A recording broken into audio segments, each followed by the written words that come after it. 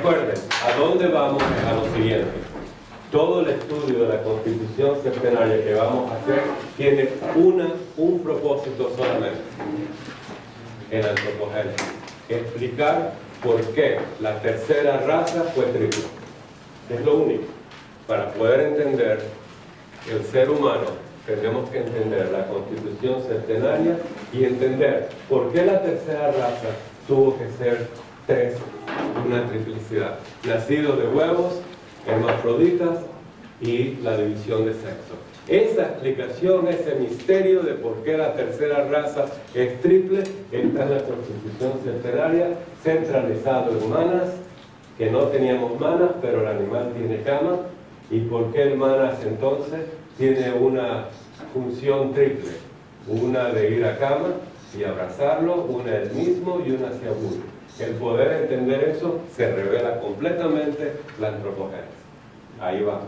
¿Estamos de acuerdo? Esto es lo más difícil de la teosofía. El entender la relación de la mente, del principio mental que nos lo dieron los devas solares, Agnishvatas, y en la manera de adquirirlo tomó posesión de Kama y de Buddhi, y ahí se estableció una triplicidad mental, triplicidad de función.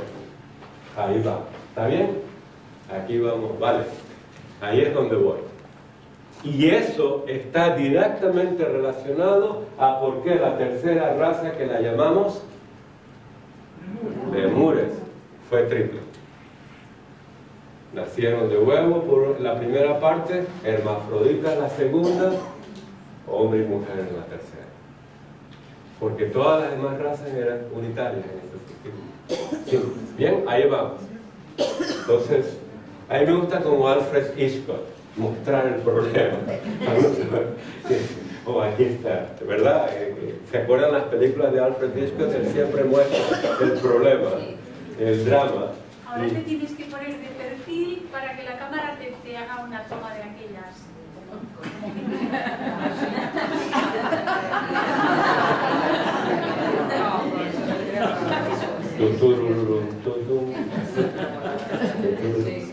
Entonces, ahí es que vamos.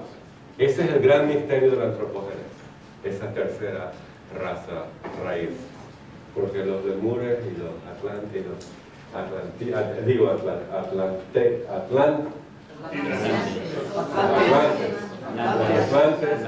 y nosotros, eso es más fácil.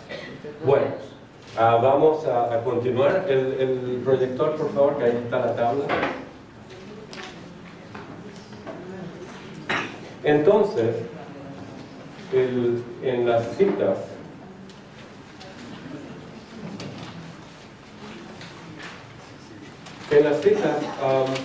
traje lo que está en la clave de la teosofía, ¿verdad? Que ya les dije que es muy importante, es un libro básico de teosofía, muy importante. Están tres diagramas. De eso saqué esto, pero aquí hay mucha más información, ¿verdad? ¿Lo ven? En la página 2.3. 12.3.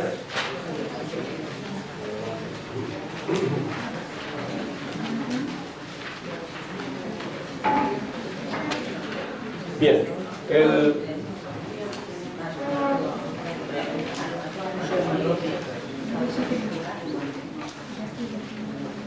en líneas generales, los cuatro principios inferiores y los tres superiores, ¿verdad?, se llaman el cuaternario, representado por un cuadrado, y el superior por un triángulo, y aquí están representados en la doctrina secreta y en teosofía.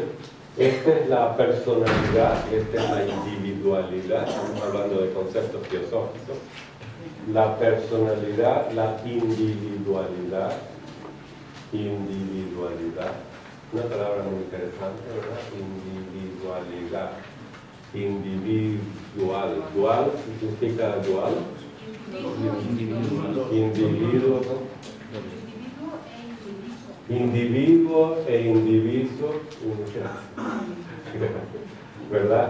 Y entonces, eso, esa triplicidad es la parte superior del ser humano, esta es la parte inferior del ser humano. Sin la parte superior del ser humano, la parte inferior no es nada, ¿verdad? Porque no hay voluntad. Todo nuestra creatividad, funciones y razón de ser del ser humano está todo en la parte superior, ¿verdad? Esta es la personalidad, esta es la individualidad, esto es inmortal, por decirlo así, hasta cierta manera, y esto es mortal. En cada vida tenemos un nuevo kama, astral, prana, físico. En cada vida tenemos un nuevo cuaternario. Así se explica por lo general, ¿verdad? Y entonces vamos a ampliar de ahí en adelante. Por favor, para los que no saben esto bien, estudien la clave de la teosofía y la sección en la doctrina secreta donde esto aparece en Cosmogénesis, que ella copia los principios de acuerdo a Subarrow y después los transfiere a la clave de la teosofía. Lo que quiero ahora es en la página 3 leer la explicación de Manas. Recuerden, nos vamos a concentrar en este Manas, que este es el gran misterio de la antropogénesis. Nos vamos a dedicar mucho tiempo hablando y contemplando la idea de Manas. Mucho tiempo. Para mí esto no es mecánico. Van a haber 7 razas, 5 ya pasaron, estamos en la 5ª. Eso es muy mecánico, muy bonito, muy romántico, pero lo esotérico, ¿dónde está? ¿Dónde está aquello que me va a hacer iluminar, donde me va a ampliar mi campo, ¿verdad? Místico, de acción, de estudio, de contemplación, de meditar, de ver un tanka tibetano, una representación alquímica y entender el esoterismo teosófico. Entonces, más, dice aquí, principio dual en sus funciones. Principio dual en sus funciones. Dual en sus funciones. Cuando oímos Manas, dual, inmediatamente. Mana dual, mana superior, mana inferior, así se le llama muchas veces. Mana superior, mana inferior y mana en el mismo, ¿verdad? Entonces son 3. Mana superior, mana inferior. Entonces, significado exotérico. ¿Saben la diferencia entre exotérico y esotérico, verdad? ¿Alguien no lo sabe? No importa, se lo voy a decir de todas maneras. Exotérico es aquello que es exotérico, que no es esotérico. Y esotérico es aquello que no es exotérico, ¿verdad? Esotérico es en el mundo de las causas, invisible, oculto, secreto, como la doctrina secreta es doctrina esotérica. Lo exotérico es lo normal, lo visible, las explicaciones fantásticas, religiosas, folclóricas, apostólicas y romanas. No, eso no. Fantásticas, exotéricas, comunes, ¿verdad? Para las masas y dar un cuento de hadas. Pero detrás de ese cuento de hadas hay un mundo esotérico. Recuerden que el ser humano está hecho para sentir, para ver esos cuentos de hadas. ¿No es cierto? Uno oye el cuento de hadas y vuela con ella. ¿Por qué? Y cuando uno le habla a uno ve las cosas. Uno dice, ¿lo ves? ¿Lo ves? No, uno no dice, lo oye. ¿Lo ves? ¿Lo ves? Porque uno es muy simbólico, muy representativo, muy alegórico, etc. Entonces, ese manas es principio dual. Y el dual es, ya lo vamos a ver. Entonces, es la mente, es la inteligencia, es la mente humana superior cuya luz o radiación une la mónada durante la vida al hombre mortal. El hombre mortal es de kama, el cuaternario, ¿verdad? De kama físico. Ya estamos trabajando con las palabras, ¿verdad? Para aquellos que son nuevecitos en la filosofía, ¿verdad? Que es el hombre mortal. Sabemos que lo mortal son los 4 principios inferiores. Inmortal, los 3 principios superiores. Nos dice que manas significaba la significación de manas exotéricamente. Fíjense, que une la mónada, Atma Buddhi, durante la vida del hombre, ¿verdad?, a la parte inmortal. Mortal. ¿Está bien? Bien, una explicación. El estado futuro y el destino kármico del hombre dependen de la gravitación de Manas. ¿Hacia dónde va en esa dualidad? ¿Arriba o abajo? ¿Ven? Y hay que bailar, arriba y abajo. Y así va Manas. A Kamarrupa, Rupa es el cuerpo, ¿verdad? Este es Kamarrupa, principios o cuerpos. Es diferente, pero aquí lo vamos a llamar Kamarrupa, centro de las pasiones animales. O bien, hacia arriba, Buddhi, el ego espiritual. Ya vamos a hablar de aquí de los egos y de los yo superiores y espirituales, etc. Ahí vamos también. Entonces, Manas como mente, como función dual, ¿verdad? Y es en realidad triple, porque es en sí misma y gravita hacia las pasiones animales, hacia abajo, o al ego espiritual, al Buddhi. ¿Están conmigo? Estamos leyendo esto, ¿verdad? ¿Bien? Ok. En el último caso, la conciencia más elevada de las aspiraciones espirituales individuales de la mente, Manas, asimilándose a Buddhi, son absorbidas por estos y forman el ego que pasa al estado de felicidad llamado Devachánica, ¿verdad? ¿Ustedes dicen Devachan o Devacán? Devachan con Che. Ok, Che, Devachan. Entonces aquí falta un H, ¿verdad? Devachan. Hay que regársela. Sobran muchas H aquí, ¿eh? Faltan muchas H en nuestros libros. Todo es algo esotérico también. Entonces vamos a poner el Devachan en azul. Vamos a poner el Devachan. Aquí está el Devachan.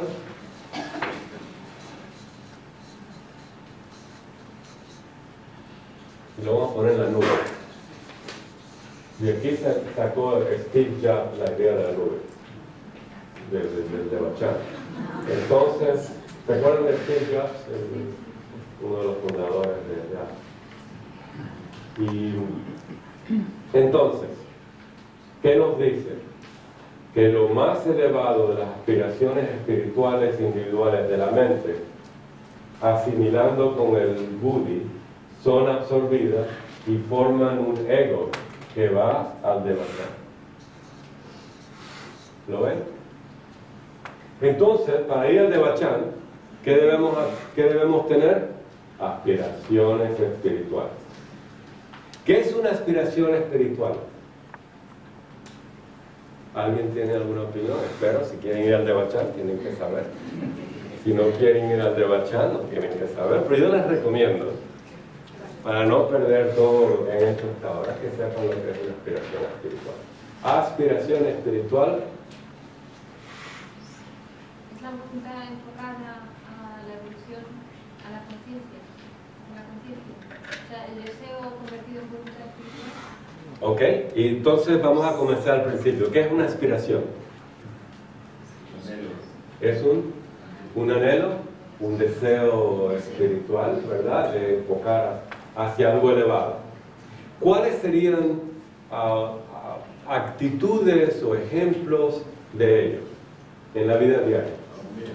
La armonía, buscar armonía, buscar la compasión, hermana. La hermana. La paciencia, la belleza. De este lado ya existen ustedes. ¿La qué? Una fuerza de voluntad para lo bien. Vamos a ampliar un poquito. Para lo bien, ¿verdad? El amor, actividades hacia el amor, al amor incondicional, hacia la unidad de todas las cosas, hacia la ética, progreso, hacia lo que, progreso, hacia el progreso, ¿verdad? Hacia la justicia, servicio. Estamos hablando de virtudes, ¿no es cierto? Todas las virtudes. De ahí que cada religión, cada filósofo tiene sus virtudes, ¿no es cierto? En realidad todas las virtudes son ideas de una virtud. el uno, la única virtud. Platón dice jamás, recuerden lo que dijo Platón siempre. Y por favor, para saber que lo que yo digo es cierto, tienen que comprar la República y leerla un poquito todas las noches. Un poquito, todas las noches. Las virtudes en singular no se pueden definir. No se pueden definir. No caigan en el sofismo de definir una virtud en singular. Por ejemplo, la justicia. En el momento que la definen, alguien le va a decir, no, eso no es. Eso no, ese es tu punto de vista. No caigan en el sofisma de definir las virtudes en singular. Siempre, desde el punto de vista de ustedes, vean las virtudes en aplicación. Y para mí, como dijo Platón, es una opinión. Mi opinión es que la justicia aplicada en esta situación es así. ¿Lo ven? Así habla Platón. La justicia aplicada en esta situación es como si yo tuviera que hacer eso. Pero si dicen la justicia es, ¿quién puede definir la justicia? No lo hagan, ya les dije que no se puede. Pero ven, ¿cómo se definen el amor? Oh, mi amor por mi esposa, mis niños, etc. ¿Eso es el amor? No. El amor por Dios, ese es realmente el amor. O sea, ¿cómo va a definir uno algo en singular? Eso en singular es una idea. ¿Lo ven? La idea brillante, iluminada, en que todas las virtudes participan. Es como si van a una tienda de helados. ¿Cómo le dicen aquí a las tiendas de helados? Heladería, gracias. La de pan debe ser panadería. Gracias. ¿Ven que es importante? Lo sé por analogía y correspondencia. Es muy importante, ¿eh? Entonces, van a una heladería y dicen, quiero un helado. ¿Qué es eso? Quiero que sea justo. Le dices al niño, quiero que seas bueno. Defíneme lo que es bueno. Porque para mí lo bueno es comer, es el valor. Es la marca del chocolate. ¿Verdad? Estuvimos en Madrid comiendo churros con chocolate de caliente y la marca era Valor. Y es fabuloso, les recomiendo el valor. Una virtud platónica, la prudencia, el valor, la templanza, la justicia. Pero ve, lo importante entonces, una aspiración, y no se les olvide de dónde vamos, la aspiración espiritual es todo aquello que nos lleva a actuar virtuosamente. Por decirlo así, es una idea, vamos a comenzar con ella. No se puede definir como acción. La acción de hacer eso, ¿verdad? Pero estamos hablando de aspiraciones. Aspiración y acción es lo mismo más o menos, ¿verdad? ¿Más o menos? No, a ver. Las aspiraciones aún no se han manifestado como una acción real. Yo puedo aspirar, desear, acercarme, anhelarme hacia algo, ir por ejemplo al museo, pero no voy todavía. Ok, entonces ven, es fácil. Lo que hay que tener es aspiraciones y no tienen que hacerlo. No es tan difícil. Lo único que hay que tener para ir al Devachan es la aspiracioncita. Si ya lo hacen es mucho mejor, ¿estamos de acuerdo? Ya hay más mérito. Recuerden, es todo mérito. Entonces el primer mérito es tener aspiración. Y entonces si tenemos acción ya lo realizamos. Y tenemos un Devachan extraordinario. Pero de pronto llega un momento en que se hace tanta acción y tenemos tanta aspiración y nos iniciamos en eso que ya no hay Devachan, porque somos iniciados, somos maestros, no necesitamos Devachan. ¿Lo ven? Entonces en la teosofía nuestra aspiración es no ir al Devachan para ser maestro de sabiduría y usar ese tiempo como nirmanakayas para enseñar la humanidad. Ese es lo interesante. No sé si me entendieron, pero es un truco, ¿verdad? Un truco fenomenal. El dar al mundo la idea de que va a tener un reward, un premio después de la vida, después de la muerte, ¿verdad? Pero si se hace en demasía, se llega a la realización y no se necesita ese premio ya. ¿Lo ven? En la voz del silencio dice los dos caminos, ¿verdad? Etcétera.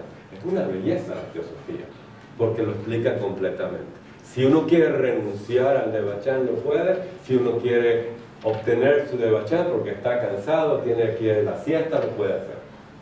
Pero en la teosofía queremos que el ser humano sea virtuoso y en su cuerpo iluminado después de la muerte, recogido en el astral, ¿verdad? Y ahí viene otra función del astral, iluminado en esa vestimenta astral, y ahora renunciante del nirvana y del devachan, se dedica hacia los demás. La aspiración última, ¿verdad? Del teósofo. Gracias, voten por mí. Eso es lo que queremos. Entonces, ven, hermanos, ¿ven lo complicado que hermanas es? No es fácil, ahí estamos trabajando, aunque en realidad estamos trabajando en el campo, ¿verdad? Hermanas, es porque este es el misterio, pero nosotros estamos aquí. ¿Por qué? Estamos en el cuarto planeta. No se les olvide dónde estamos, no crean que todavía son seres divinos. Aunque comemos divinos. ¿Cuántas rondas hicieron en el mediodía? Yo estuve 2 y mandé a mi esposa por la tercera, 2 y media rondas. ¿Lo ven? Estamos en la cuarta ronda, escama, pero no puede haber ser humano sin manas. Entonces, en una de las funciones dual o triple de manas es la posesión de camas, y ahí vamos nosotros. O sea, ahí está el misterio, ¿verdad? Del desenvolvimiento del ser humano en esta cuarto planeta, por decirlo así. Bien, entonces Buddhi es el vehículo del espíritu, y Atma pues es la radiación cósmica. Pero Atma en sí misma no significa nada para nosotros. Atma tiene que tener su vehículo, se forma la mónada, con el manas tenemos ya el ego superior, ¿verdad? Reencarnante, etc. La parte inmortal, el triángulo, ¿verdad? Relacionado con seres divinos, etc. Y esto ya es de significación mayor. ¿Alguna pregunta? Hay mucho aquí, por supuesto. El estudio de toda la naturaleza está compuesta de eso. Uno no puede imaginarse seres búdicos. ¿Ustedes se imaginan seres búdicos? Y por favor no digan eso. Yo estoy por aquí, ¿verdad? Como todos los seres búdicos, seres manásicos. ¿Qué es un ser manásico? Esos maná, saputra, los Agnishvatas, ¿qué son esos seres divinos? ¿Cómo se representa? ¿Cómo representaría un ser divino así? Bueno, hay que ir a una iglesia y ver cómo lo representan alados, radiantes, en fuego, con ojos, ¿verdad? Múltiples alas, iluminados, tronos, ¿verdad? Y otros tocando trompetas y como las musas, ¿verdad? O los gandharvas. Eso es algo fabuloso, como místicamente representan a la jerarquía de seres divinos. Entonces, vamos a ver la última parte, o la segunda parte, que está esto en la clave de la teosofía, que Blavatsky los llama los 4 yo o egos. El primero es el Dios supremo, es lo más alto, ¿verdad? Atma, el yo supremo, el rayo inseparable del yo uno y universal, yo. ¿Dicen yo o yo? ¿Cómo dicen aquí? Yo. Yo. Yo creo que en Argentina dicen yo. Yo. Pero tenemos a alguien de Argentina por aquí.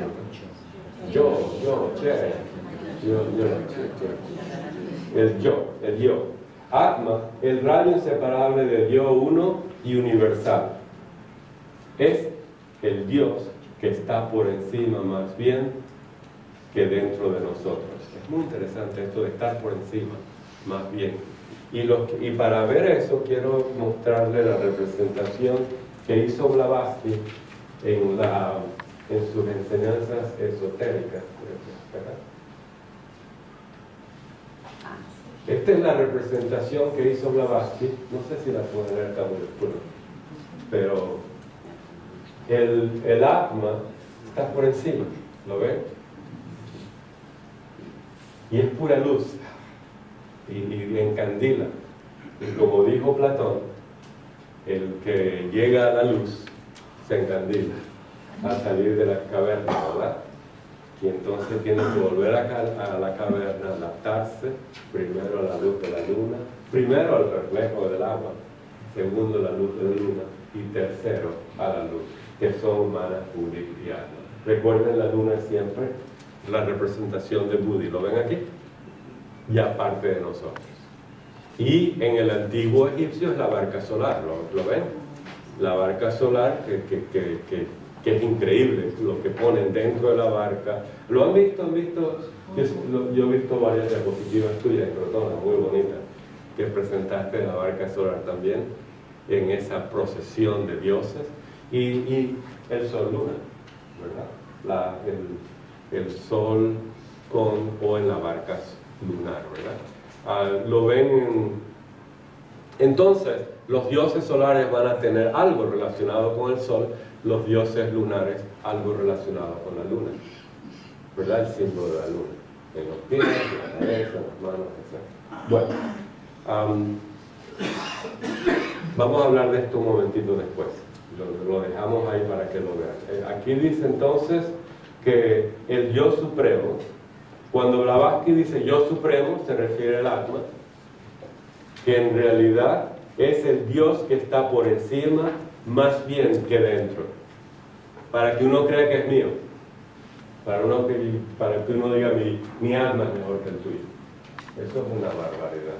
No digan nunca eso. Tú no tienes alma, no digan eso.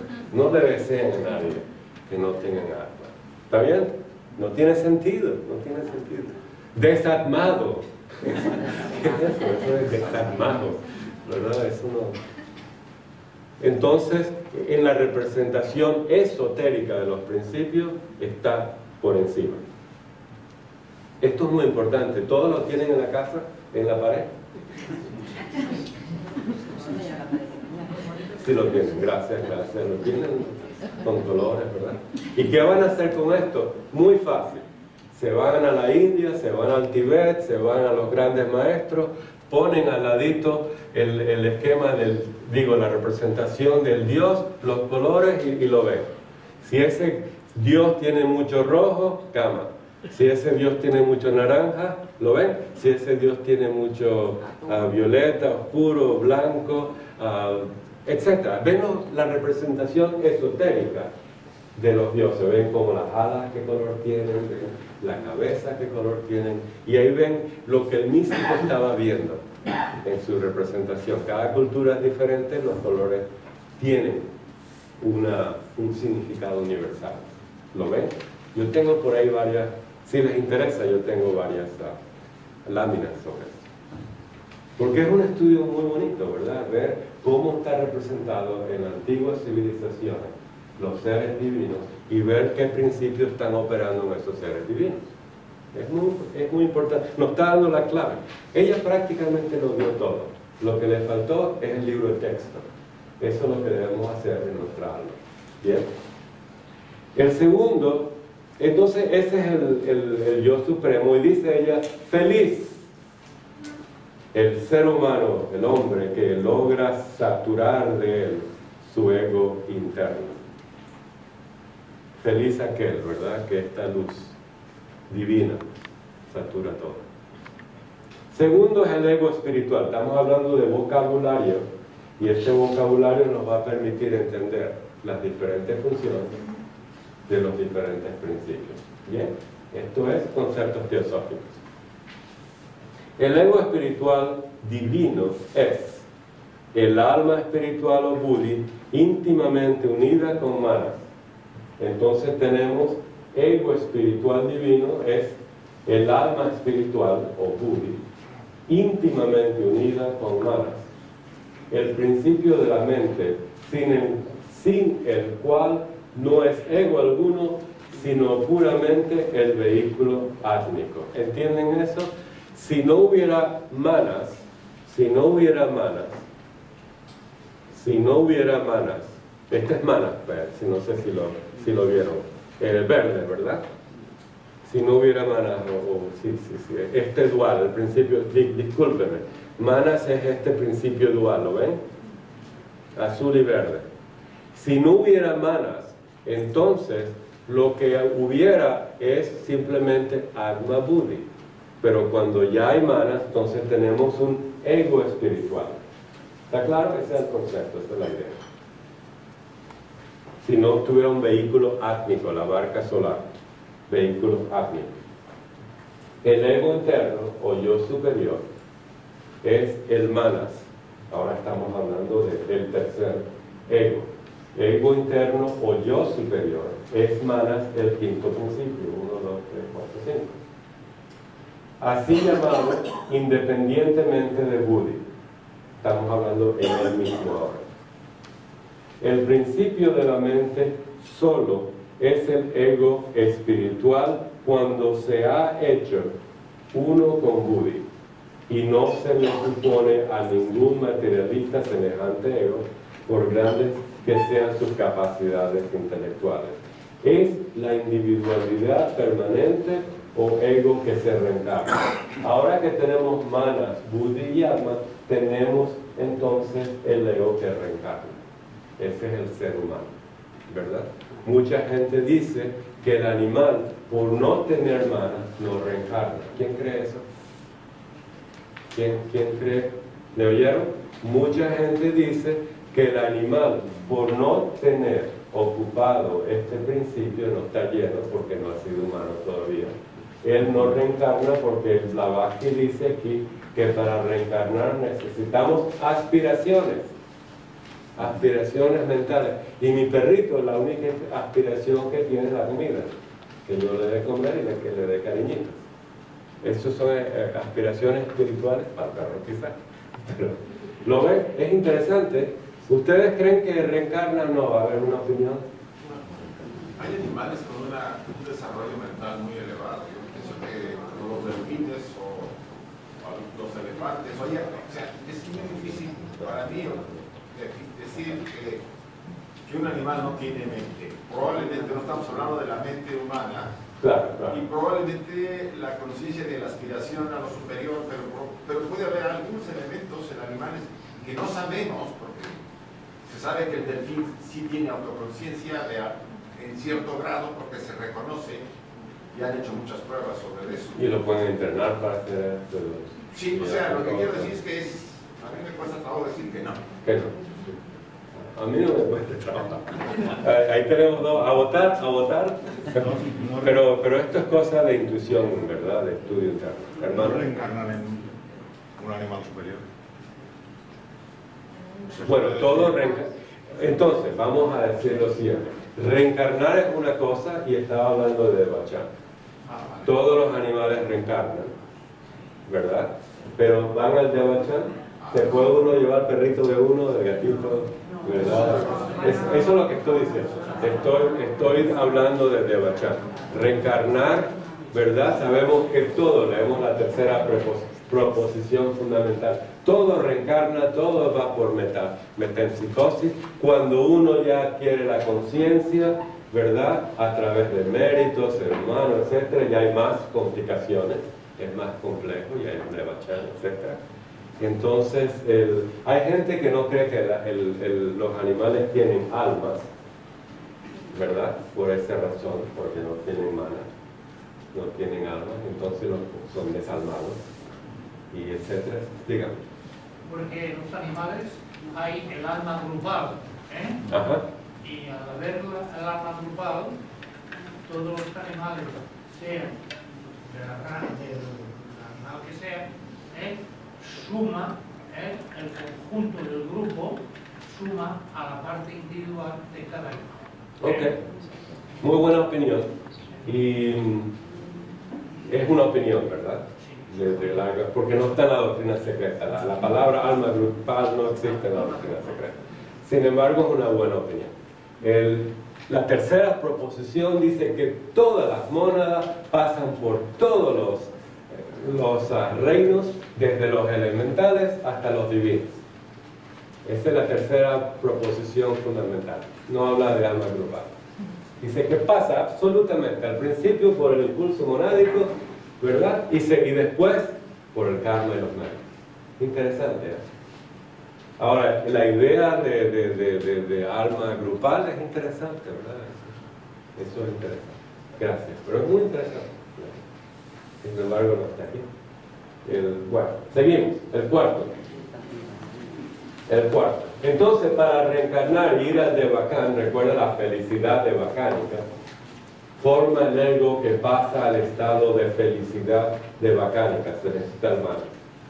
Estamos leyendo, ¿verdad? El ego inferior, el último, o el yo personal, es el hombre físico en unión con el yo inferior, en unión con su yo inferior, es decir, los instintos animales, las pasiones, los deseos, etc., es llamado la falsa personalidad y se compone de manas inferior, la parte de kama-manas, manas inferior, ¿verdad? Combinada con kama-rupa, esto se llama kama, rupa, ¿verdad? El cuerpo de kama, el cuerpo de deseos, el cuerpo de instintos animales, etc. Entonces, cuando mana se combina en su aspecto dual con kama, es kama-mana, así lo llamamos teosóficamente, ¿verdad? Que obra por medio del cuerpo físico y su fantasma o el doble. De ahí que el fantasma doble o físico, actuando el kama-mana, produce estos pasiones, deseos, y ahí va la falsa personalidad. ¿Está bien? ¿Qué es la falsa personalidad? Es dos cosas. Físicamente, lo que muere, ¿verdad? Mortal. Filosóficamente, como Platón lo trató, es lo que produce que la persona, creyendo, es uno de los problemas del alma, ¿verdad? Creyendo que la personalidad es inmortal. Creyendo que lo que yo hago es muy importante. Mis pasiones y mis vicios, eso soy yo. La falsa percepción de la realidad lleva al sofismo, lleva a la ignorancia y lleva a la tragedia, porque se imagina que dentro de nosotros también tenemos un mana superior que sabe la realidad, que aspira a la realidad, que aspira a la luz. Y si nos comportamos de manera baja, dice Platón, eso va a salir en los sueños. Y si interpretamos los sueños, libro octavo, ya leyeron el libro octavo de la República, bien detenidamente. Gracias, me alegra. Entonces en ese libro octavo dice que los sueños salen esas cosas.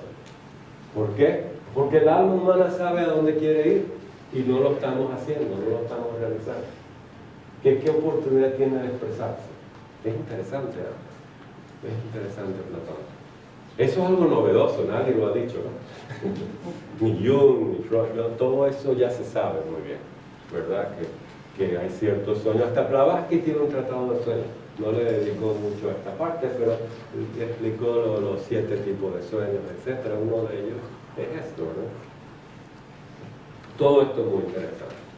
¿Alguna otra pregunta? Entonces, vamos a pasar a la página. Una pregunta. Sí. ¿Qué pasa si tú dices que cuando las aspiraciones son muy fuertes del sujeto, o los hombres espirituales pasan al Devachan griego? ¿Y qué pasa si Manas aspira todo para abajo? Como una aspiradora de sucio, ¿eh? En lugar de interesarle al superior, de plano se va para abajo. Ok, entonces vamos a ver. Vamos a la página 4. A la página 4. La cita del medio, de ahí es la gracia. Eso es un buen preámbulo para la cita de la Carta de los Maestros número 16. Carta de los Maestros número 16. Y el que tiene la versión en inglés nueva es la 68, la carta. Esta es la cronológica. Esta es la tradicional. ¿Está bien? Bien. Entonces dice lo siguiente. Cuando Martin muere, ¿ven que no soy supersticiosa? Así me decía mi mamá que es en Rumania. No hables de la muerte que viene pronto, ¿verdad? ¿Quién cree en eso? ¿Quién es supersticioso? Cuando el hombre muere, significa que el cuerpo físico ya no actúa, ¿verdad? Esa es la muerte. No actúa. Cuando el hombre muere, su segundo y tercer principio muere con él. Entonces tenemos... Y esto se llama muerte. Sencillamente. Es un poco más complicado que esto. Esta es una visión simplística. Hay unas ideas más profundas, si quieren ampliar. En un artículo que salió de Blavatsky que se llama Diálogos entre dos editores. Y es el diálogo de Mabel Collins con Blavatsky. Y entonces ya habla de más detalles, sobre todo del astral, que es fascinante, del cuerpo astral, que lo vamos a ver si les gusta. ¿Les gusta el tema de la vida después de la muerte? Porque creen que van a morir algún día, ¿eh? Hay que prepararse. Mire, la teosofía hay que estar preparada. La teosofía tiene tanto que ofrecer al mundo. ¿No es cierto? Deberíamos dar teosofía a los niños. Bueno, un poco menos complicada, ¿verdad? Pero decirle que somos no solamente físicos, etcétera, etcétera, etcétera. Bueno, seguimos aquí. Entonces, cuando el hombre muere, su segundo y tercer principio mueren con él. Esta es la muerte. Los tres de abajo mueren. Y la tríada inferior desaparece. ¿Ven? La tríada significa, en este momento Blavatsky está representando la constitución septenaria como dos tríadas conectadas con la mente. ¿Lo ven? Una tríada inferior, una tríada superior y más. ¿Lo ven así? La tríada inferior significa lo físico, lo pránico y lo astral. ¿Está bien? Ese es el vocabulario que están viendo. Estamos aclarando el vocabulario. La tríada inferior desaparece y los principios 4, 5, 6. Hay que saber contar hasta el 7 por lo menos en teosofía. Salud. Hay que saber contar hasta el 7. No hay que tener mucha matemática. Solo hasta el 7. Si quieren saber pitagorismo, hasta el 10. Si quieren un poco más, hasta el 12. ¿Verdad? Y si quieren ser platónicos, hay que saberlo todo. No es fácil ser platónico. Un discípulo de Platón se llama Euclides. Y hay que saberlo muy bien, Euclides, y es muy difícil. Las proposiciones de Euclides son algo extraordinario. Un discípulo de Platón, Euclides, el geómetra más fabuloso en la antigüedad. Euclides, estudien las proposiciones. Hay que tener ese librito si quieren traumatizarse con geometría. Pero una geometría divina. Ok, seguimos esto. Marco, concéntrate. La tríada inferior desaparece y los principios cuarto, quinto, sexto y séptimo forman un cuaternario sobreviviente. ¿Lo ven? Tenemos un cuaternario sobreviviente. Y esta tríada desapareció. ¿Lo ven? Tenemos un nuevo cuaternario. Antes reservábamos la palabra cuaternario para la parte inferior, mortal, pero al morir se forma un nuevo cuaternario de Atma, Buddhi, Mana y Kama. Estamos leyendo. A partir de ahí hay una lucha. Una lucha. A muerte. Miren la palabra que usó, pero entre comillas. A muerte. Una lucha a muerte entre las dualidades superiores e inferiores. Entonces ella separa una dualidad superior de una dualidad inferior. ¿La ven? Y aquí hay una lucha a muerte. Lucha. Estoy escribiendo creyendo que ustedes pueden leer esto. Sí. Entonces lo estoy escribiendo para mí. Entonces hay una lucha a muerte entre las dos superiores relativamente al nuevo cuaternario. Si vence la superior, el sexto principio del Buddhi, habiendo atraído la quinta esencia del bien del quinto, sigue a su divino mayor, al estado de gestación. Entonces vamos a poner aquí un estado de gestación. Entonces, lo mejor vamos a partir a manas y vamos a poner lo mejor de hermanas con el Buddhi, ¿verdad? Va a un estado de gestación.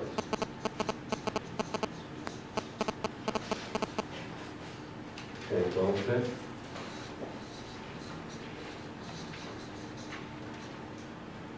¿lo ven?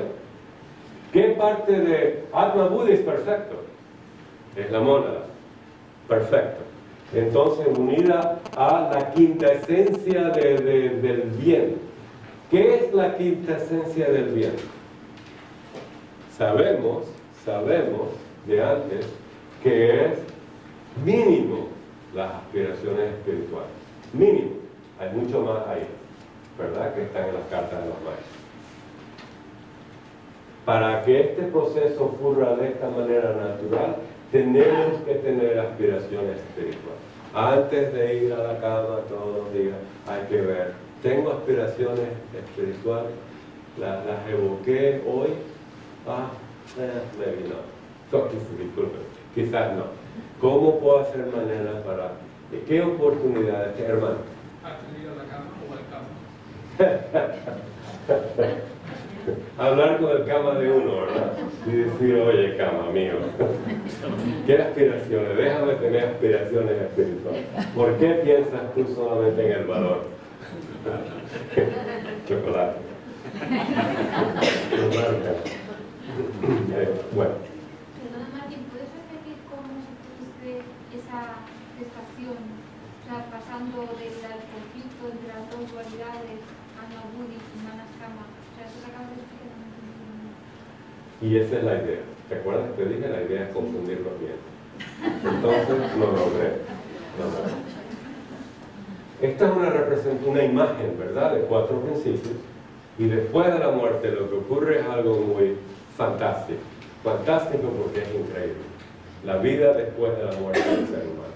En esa vida después de la muerte, lo primero que ocurre es lo que llama Blavatsky, entre comillas, lucha a muerte entre dos dualidades.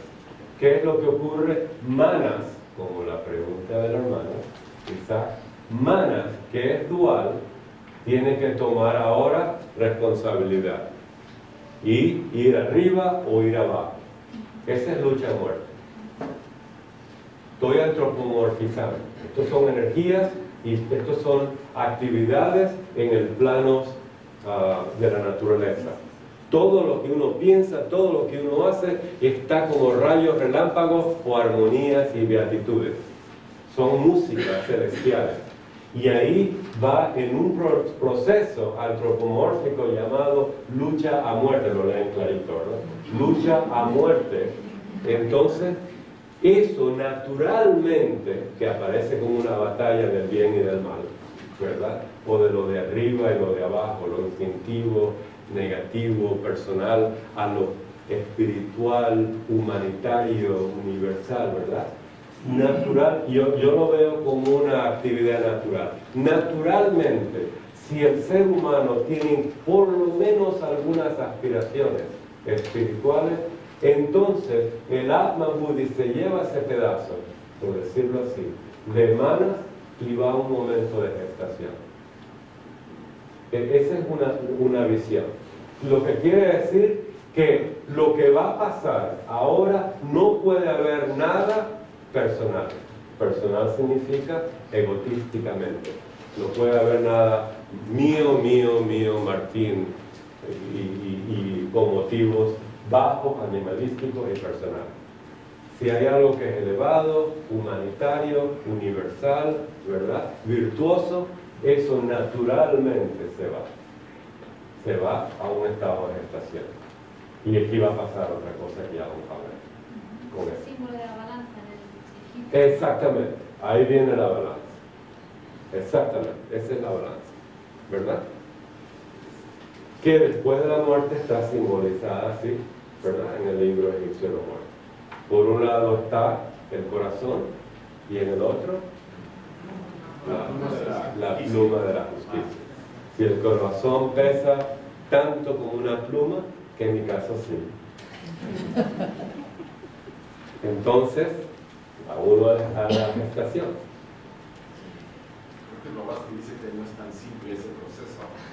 Nada es simple, ¿verdad? Porque dice, la mayoría de los seres humanos corremos el riesgo de que lo que pase al de Bachán no se acuerde de quién era. Nada es que es simple.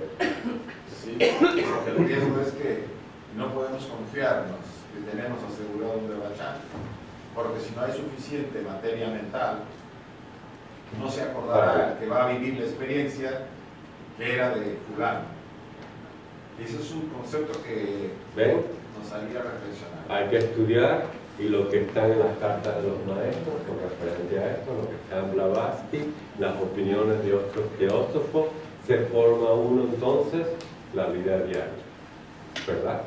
Los hábitos espirituales diarios. Para mí, virtudes. Mientras uno trabaja con las virtudes, ¿verdad? No hay ningún problema. Sigamos. Y ahí vamos a ver si aclaramos más y avanzamos en eso. Entonces, si vence el superior, el sexto principio,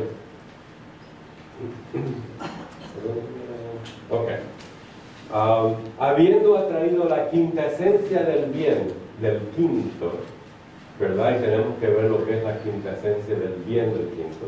Hay que meditar en eso, estudiarlo, ¿verdad? Tener su libretita ahí de apuntes, como uno lo hace. Sigue a su divino mayor, el séptimo, al estado de gestación. Y el quinto, lo que queda del quinto, ¿verdad? Y el cuarto, kama, quedan asociados como un cascarón vacío.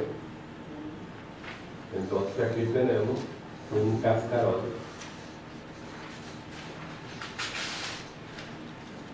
vacío. ¿Vacío de qué? Vacío de alma buddhi, vacío de mónada, ¿verdad? Es vacío de alma, de la mónada. Y queda un cascarón vacío.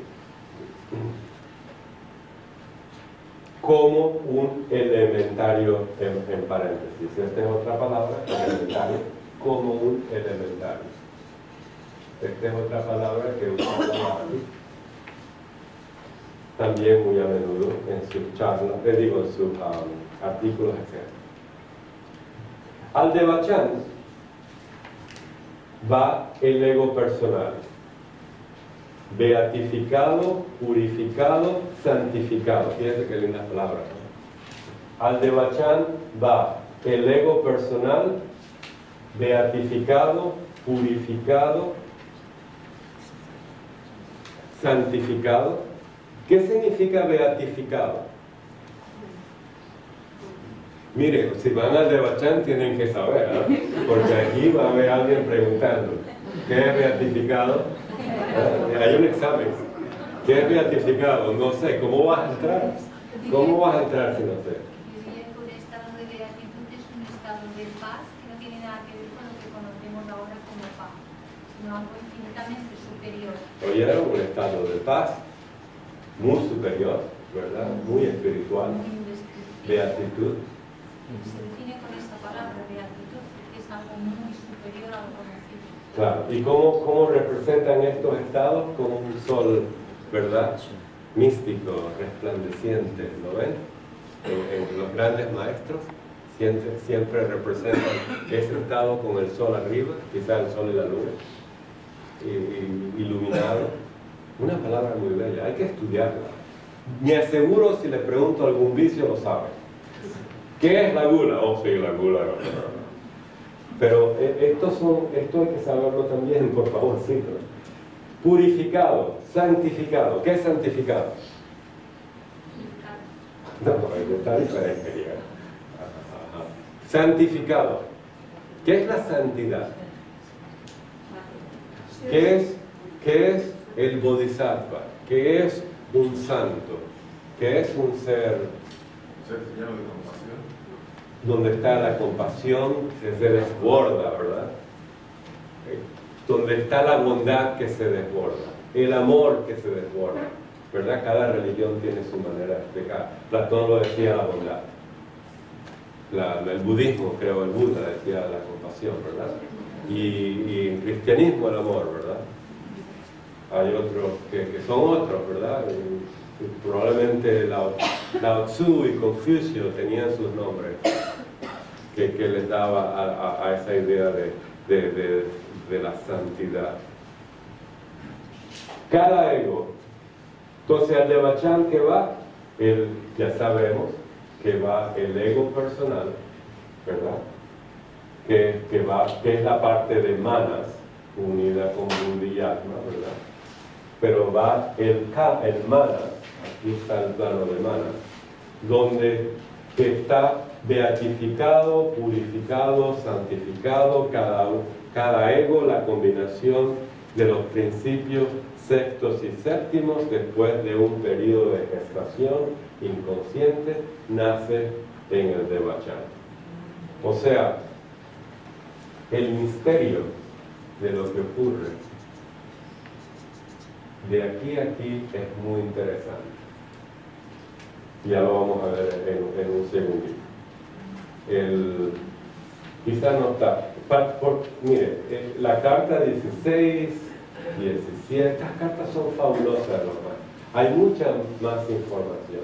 Pero en general lo que ocurre aquí, y esto es desviándome de lo que quiero, es que en el proceso de gestación, que es un proceso mágico, alquímico, en donde tiene que separarse todo el karma futuro o que se engendró con el ejército. Estas son palabras de las cartas de los maestros, ejército de Skanda.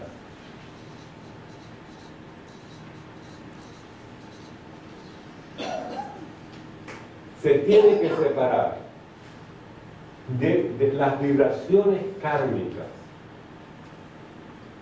de nosotros en el estado de gestación.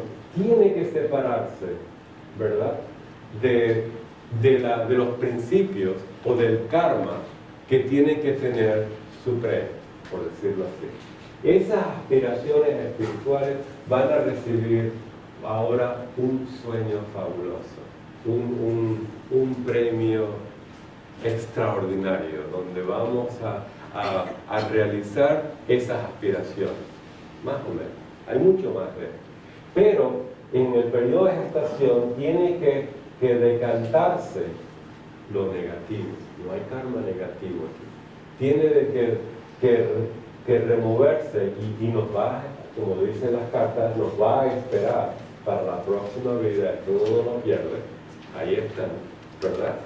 Y en este proceso, ¿verdad?, alquímico, transformativo, eso es lo que es la gestación, entre otras cosas, ¿verdad? Pero tenemos que ir al Devachan a realizar, a recibir ese premio bien merecido por tener aspiraciones espirituales. Más o menos. Hay mucho más, hay mucho más. Pero la idea de este seminario no es ir al Devachan, sino ver ciertos principios como trabajan. Ver con ciertos principios cómo trabajan, ¿verdad? Y ver la importancia que tiene, para eso voy, la importancia que tiene el manas en el ser humano, que lo vamos a adquirir en una de sus raíces, ¿verdad?, que es la tercera. Y esa adquisición de manas va a permitir esto, y va a permitir entonces tener la dualidad de nosotros, el manas sexual. Nos dicen abajo. Pueden mirar hacia abajo, pueden mirar hacia arriba. Ya vamos a tener encrucijadas, ya vamos a tener esa dualidad de la vida, ¿verdad? ¿Interesante? ¿Sí? Y después está el cascarón, ¿verdad? El cascarón queda ahí flotando sin vida en el vacío, ¿verdad? Por decirlo así, en el mundo que lo llama ella el Kamaloka. Kamaloka, el sitio de Kama, y ahí está flotando como nada, hasta que se ve atraído por un medio, ¿verdad? Y le da vitalidad. Lo mejor es dejarlo así, que flote, que haga nada, que se desintegre poco a poco en el Kamaloka. Nosotros en Teosofía no recomendamos ir al espiritismo, porque el espiritismo lo que hace es darle actividad magnética a los cascarones vacíos. Y nosotros, también, nosotros, Blavatsky y yo, y los maestros, recomendamos no hacer eso. ¿Por qué? Porque la ley de la vida es lo que sigue. Esto ya es lo más bajo, la memoria más baja, las vibraciones más bajas. Y entonces si de mi alma lo voy a dar una vida artificial, ¿verdad? Y la traigo a sí mismo, ¿qué voy a recibir de eso? ¿Qué voy a recibir de lo más bajo? Y como dijo Blavatsky en un artículo, ¿para qué vas a contactar a tu vecino si no le hablaste nunca durante la vida? Ella era bien fuerte, ¿no? No es cierto. Nunca le hablaste a tu vecino, a tu primo, estoy exagerando, ¿no? Nunca le hablaste a tu primo, a tu prima, a tu vecino, y ahora lo quieres contactar. ¿Para qué?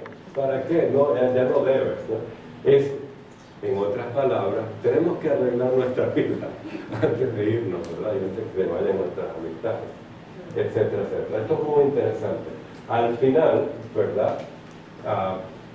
Después del Devachan, en un proceso también oculto, entonces vuelve a renacer el ser humano. Y ahora es centenario nuevamente, adquiere su personalidad y nace. Recuerden que ayer vimos el proceso de cómo un planeta, cuando muere, manda a un centro Laya su vida, su energía, sus poderes, sus principios. De alguna manera esto también ocurre en el ser humano. Y hay que ver eso, hay que ver la correspondencia. Hay correspondencia con... Sí, vamos a descansar, no al Devachan. Ya volvemos.